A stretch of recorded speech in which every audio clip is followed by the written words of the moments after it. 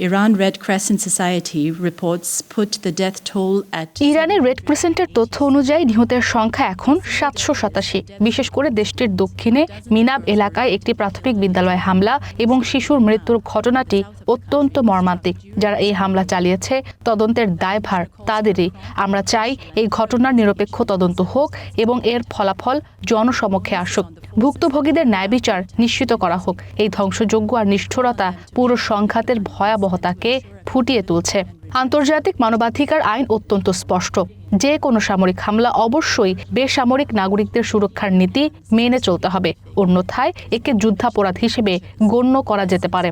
মধ্যপ্রাচ্য জুড়ে লাখ লাখ মানুষের মধ্যে যে আতঙ্ক ও উদ্বেগ তৈরি হয়েছে তা সম্পূর্ণ এড়ানো সম্ভব ছিল, কিন্তু আমরা দেখছি পরিস্থিতি প্রতি মুহূর্তে আরও খারাপ হচ্ছে এবং সংঘাতের পরিধি বাড়ছে। with the principles of distinction, proportionality and precaution to protect civilians.